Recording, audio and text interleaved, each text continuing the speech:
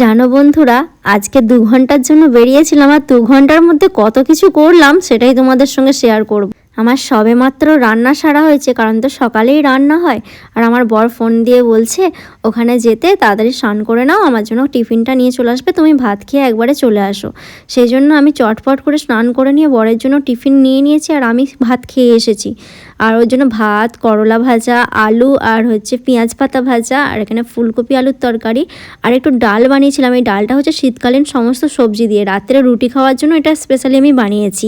সব বানিয়ে ওর জন্য নিয়ে চলে। বন্ধুরা কি জানো তো, অত সকাল আমার ভাত খাওয়ার একদম অভ্যাস নেই, কিন্তু ও বললো তুমি ভাত খেয়ে একদম আমার জন্য টিফিন নিয়ে দোকানে চলে আসো। কি করব, ভাত খেয়ে নিলাম।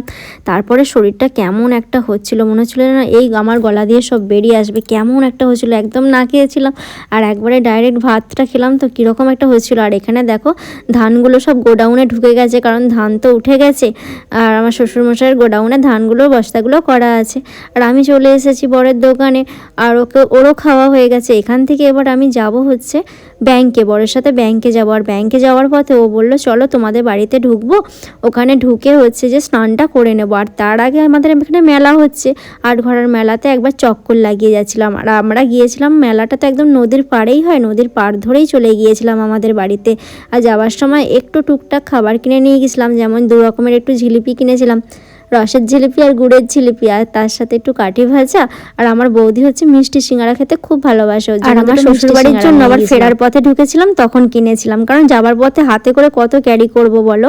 আর এখানে কেনাকাটি করে ডাইরেক্ট একদম নদীর পাড় ধরেই চলে গেলাম। এই দেখো ননি বুড়ো, আমাদের সোনা ননি, সেই সবে মাত্র একটু ঘুমিয়েছে আর আমি দিয়েছি ওর ঘুমটা 12টা বাজিয়ে, কারণ আমি গেছি 10-15 মিনিটের জন্য। আর আমার বাবুটার সঙ্গে একটু কথা না হলে, ওকে একটু কোলে না নিতে পারলে আমার শান্তি হয়, সেই জন্য আমি তুলে দিয়েছি। আর বৌদি তো কি খেপে গেছে, বলছে এবার তুমি ওকে ঘুম পাড়াবে, ওকে নিয়ে সারা দুপুর বসে থাকবে। আমি বলছি বসে থাকার সময় নেই। পরে ওখানে আমার বর স্নান করে নিয়েছিল, স্নান টান করে নিয়ে আবার ওখান থেকে রওনা দিলাম ব্যাংকে। আর দেখো এই ফোনেতে, আইফোনটার কিন্তু এই সূর্য চাঁদের ছবিগুলো এত সুন্দর আসে না, কি দারুণ লাগে। আর যেতে যেতে আমাদের রাস্তাটা তো বরাবরের এখনও খারাপ, রাস্তা সারাই যে কবে শেষ হবে আর কবে যে প্রপার রাস্তাটা ঠিকঠাক হবে সেটাও জানা নেই।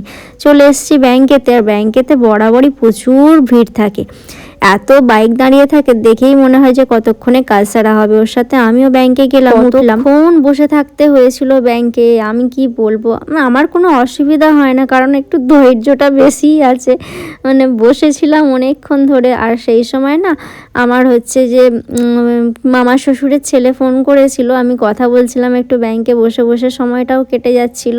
আর আমার বড়মশাই এখানে দাঁড়িয়ে আছে, কাজ যতক্ষণ না সারা হচ্ছে, কিন্তু কাজ মেটেনি, আবার মনে হয় অন্য কোনো দিন আসতে হবে। ব্যাংকের ভেতরে আর বসে থাকতে ভালো লাগছিল না, বাইরের দিকে একটু সিঁড়িটার কাছটা এসে দাঁড়িয়েছিলাম। আর সিঁড়ি থেকে দেখো আমি তোমাদের দেখাচ্ছি, ব্যাংকের ভেতরে কিন্তু ভালোই চাপ আছে। তারপরে ওখান থেকে আবার বেরিয়ে গেলাম, বেরিয়ে আবার একবার মেলায় ঢুকলাম, বলেছিলাম না এখানে যাবার সময় একবার ঢুকবো, শ্বশুরবাড়ির জন্য খাবার কিনে নিয়ে যাব। তারপরে আবার সেই জিলাপির দোকানটায় গেলাম, যে 2 রকমের জিলাপি আর 2 রকমের কাঠি ভাজা, মানে চিনি কাঠি ভাজা আর গুড় কাঠি ভাজা 2 রকমের কিনে নিয়েছিলাম। আর আমরা যেহেতু গিয়েছিলাম ওই 2:30-3টের সময়, সেই সময় না অন্য কোনো দোকান আর খোলা থাকেনি, এই জিলাপির দোকানগুলোই খোলা ছিল আর একটা ঘুগনির দোকান খোলা ছিল। সে একটুখানি ঘুগনি খেয়ে নিয়েছিলাম, খেয়ে নিয়ে সঙ্গে সঙ্গে ওখান থেকে বেরিয়ে চলে এসেছিলাম। ভিডিওটা কেমন লাগলো তোমরা কিন্তু অবশ্যই কমেন্ট করে জানিও, ভালো লাগলে অবশ্যই লাইক শেয়ার করে দিও।